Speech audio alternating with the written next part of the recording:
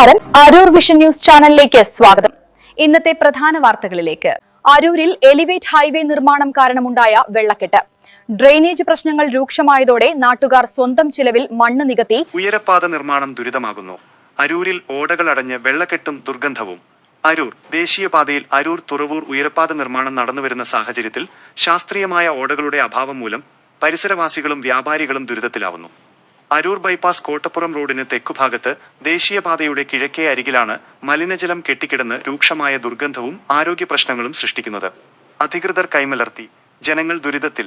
നിർമ്മാണ പ്രവർത്തനങ്ങളുടെ ഭാഗമായി നിലവിലുണ്ടായിരുന്ന കാനകൾ അടഞ്ഞതാണ് ഈ ദുരവസ്ഥയ്ക്ക് കാരണം.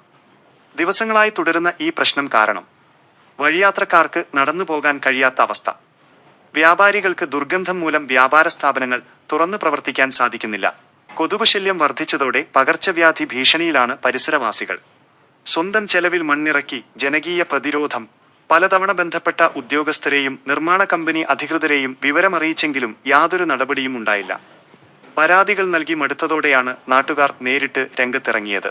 കെട്ടിക്കിടക്കുന്ന മലിനജലത്തിന്റെ ആഴം കുറയ്ക്കുന്നതിനും ദുർഗന്ധം തടയുന്നതിനുമായി വീട്ടുകാരും വ്യാപാരികളും സ്വന്തം കയ്യിൽ നിന്നും പണമെടുത്ത് മണ്ണുമാന്തി യന്ത്രം ഉപയോഗിച്ച് മണ്ണിറക്കി വെള്ളക്കെട്ട് നികത്തുകയാണ്.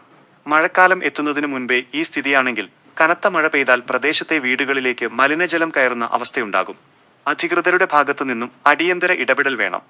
ഒരു പ്രാദേശിക വ്യാപാരി നിർമ്മാണ പ്രവർത്തനങ്ങൾ നടക്കുമ്പോൾ സ്വാഭാവിക നീരൊഴുക്ക് തടസ്സപ്പെടില്ലെന്ന് ഉറപ്പുവരുത്താൻ കരാർ കമ്പനിയും ദേശീയപാത അതോറിറ്റിയും തയ്യാറാകണമെന്നാണ് നാട്ടുകാരുടെ ആവശ്യം. അല്ലാത്തപക്ഷം ശക്തമായ സമരപരിപാടികളുമായി മുന്നോട്ടു പോകാനാണ് പ്രദേശവാസികളുടെ തീരുമാനം.